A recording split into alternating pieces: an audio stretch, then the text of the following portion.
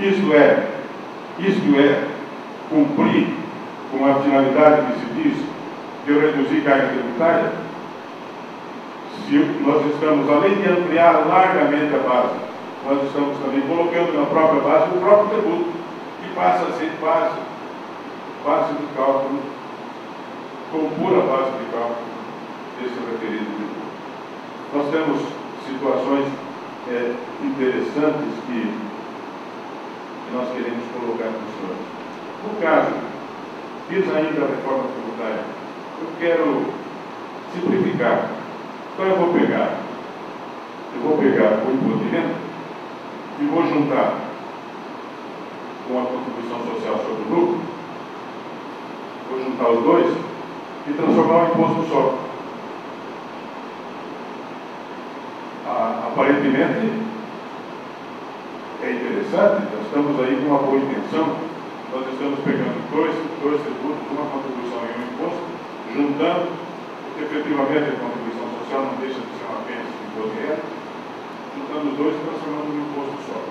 Ótimo. Só que, ao longo de muitos anos, vem se discutindo que a contribuição social, embora ela seja sobre o lucro, mas para se obter lucro, é necessário primeiro que se obtenha uma receita. Como é que eu vou chegar numa equação? Como é que eu vou chegar num resultado? Como é que eu vou chegar no rédito sem a receita?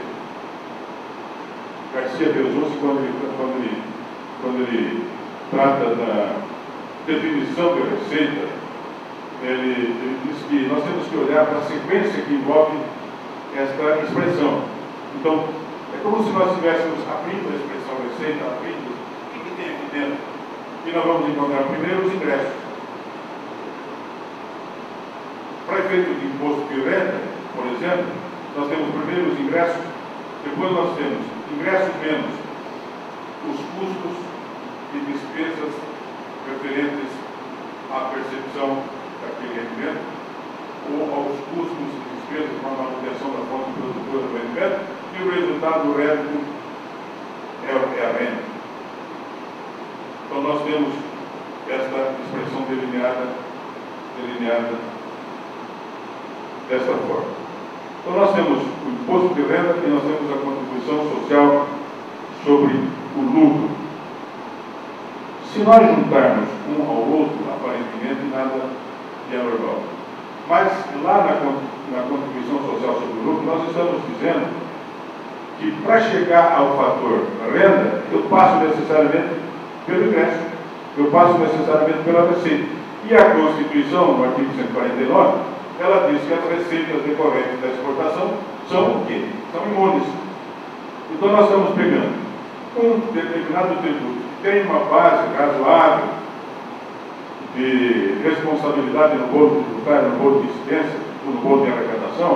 Nós estamos pegando esse tributo de contribuição social sobre o lucro, sobre o qual pendem decisões judiciais no Brasil inteiro, e estou matando o problema, dizendo: você não é mais contribuição, você vai virar imposto, e a partir do momento que você deixou de ser contribuição, você virou imposto. Essa discussão que nós temos sobre imunidade de contribuições acabou. Não existe mais. Estas questões eu chamo de maquiavélicas na redação desse texto de proposta de emenda constitucional. Nós temos outras situações, nosso tempo já está bem adiantado, na questão do CMS, por exemplo, tributo estadual. Uma das coisas que a proposta coloca é o pagamento, o princípio do pagamento do destino. Mato Grosso do Sul, por exemplo, que arrecada o CMS do gás boliviano, é quebrado. Porque se nós tirarmos do nosso Estado as receitas, na atualidade, o Estado competente para arrecadar o tributo do ICMS na importação é o Estado do local do desembaraço.